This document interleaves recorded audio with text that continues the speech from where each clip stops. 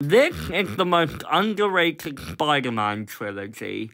Hello, I'm Harry Flea TV. I remember, so you don't have to. Spider-Man Friend or Foe is a Minecraft machinima series created by the YouTube channel Slightly Insulting and written and directed by someone called Ray. And it is a really cool and underrated series that I highly recommend you check out. What I really love about this series is that it takes pre-established origins and pre-established comic stories and does its own thing with them. And I really love the voice acting in this series as well. The first season, Spider-Man Friend or Foe, is a really good start to the Spider-Man character, and I really love how it jumps right into the character of Spider-Man and how he's already a hero and doesn't tap into his origin. His origin really isn't needed anymore, and I really love how the first season of Spider-Man Friend or Foe just jumps straight in and lets you know that Spider-Man already exists.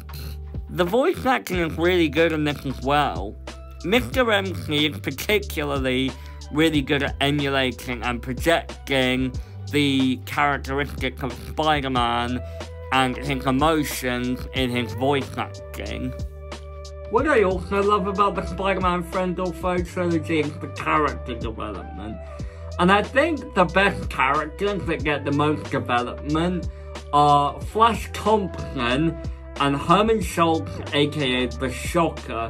They go through legit character growth within the story, and they don't even get that much screen time until like the third installment.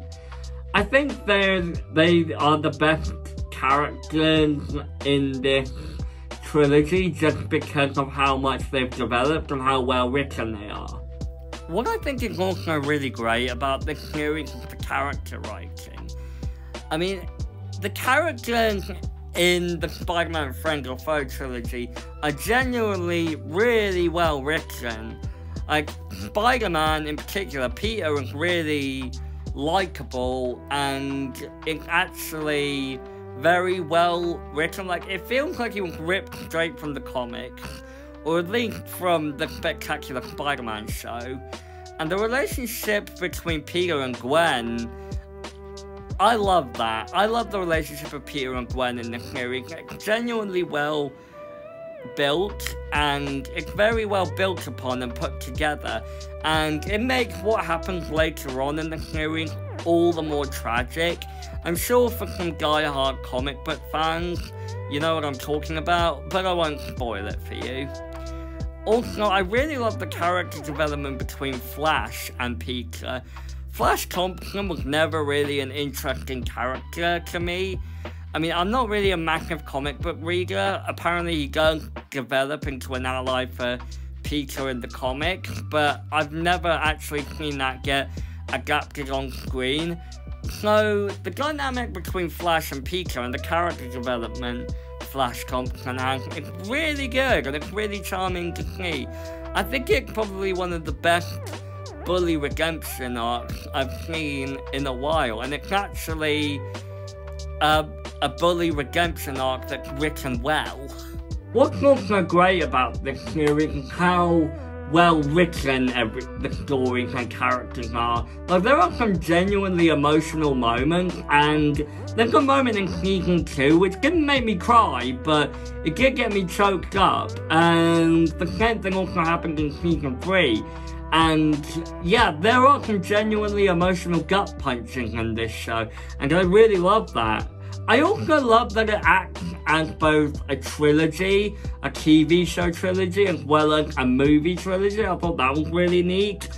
And traditionally, whenever a new season of Spider-Man Friend or Foe comes out on the Slightly Insulting channel, SI usually combines them into one film, and it's really cool to see. I just really love how this show can act as both a TV trilogy and a film trilogy all at the same time. I also really love this version of the Black Cat. I think she's very well written. And she's not really fully an anti-hero, nor is she a villain nor a hero. She kind of feels like her own person and her own ally towards Spider-Man, and I really like that about the character. It makes for a really interesting dynamic between Peter and Felicia, and I really hope we see more of her in the future after season 3. I also really love the animation for this series. It's a blend of traditional Minecraft animation and 3D animation, and I think it makes the animation and the series look really unique. It really stands out from other Minecraft machinimas, and it might not be the first one that's ever done this type of animation, but I really like the blend of CG animation and traditional Minecraft. Like, usually these Minecraft animations, they either just be traditionally in Minecraft or like 3D, like those old Captain Sparkle's Minecraft songs, or, you know, a certain YouTube channel that we need not talk about. But I love the blend of CG and traditional Minecraft animation in this version of Spider-Man, in this Minecraft Spider-Man machinima. I think it looks really cool. I also love how terrifying Spidey's villains are in this series. They pose a legitimate threat, and they really make you root for Peter, particularly the Scorpion in Season 2, Promgate, and most of the villains in Dying Wish, which is the third and possibly final season. Spider-Man's rogues and the challenges he faces make you really root for the character, and they really damage Peter psychologically, particularly in Season 3. The Green Goblin in Season 3 is probably one of the most terrifying and chilling, or if not, even just the creepiest version of the character we've gotten so far. He's like Willem Dafoe as a cartoon. You can really tell that they took inspiration from Willem Dafoe, and I love the psychological impact that the Goblin has on Peter in this. And even Kraven the Hunter, who's portrayed as somewhat sympathetic, poses a threat. He can be legit terrifying when he wants to be, and honestly, you fear for Peter's life, particularly in the third season when he faces these threats.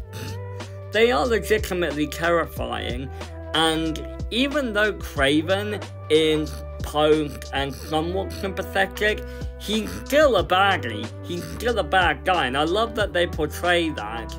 I love that this show doesn't justify these villains' actions even though they are portrayed as sympathetic. I love that even though they are tragic somewhat, they are still messed up people who take a psychological toll on Peter.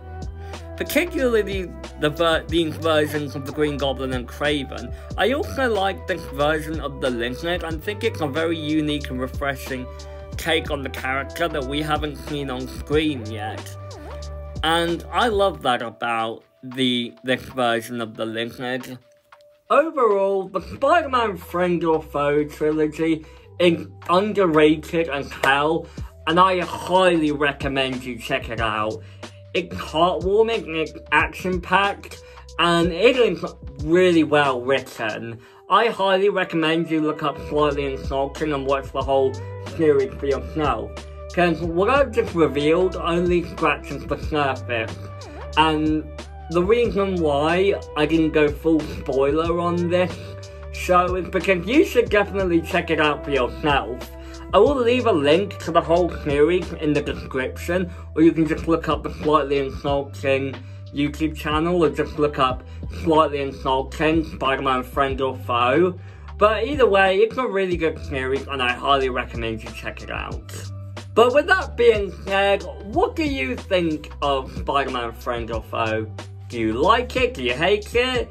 Do you think it's okay? Do you think it's underrated or overrated? Let me know in the comments. Be sure to like, share, comment, subscribe, And I will see you all in the next video. Let me know your thoughts, and I'm Harry Fleet TV. Remember, you don't have to. Also, it's been announced on the Slightly Insulting community post of me making this video that the Spider-Man series will indeed continue in a whole new trilogy. So that's fun. And no, I am not bothered at all by the race swaps in the Friend or Foe trilogy.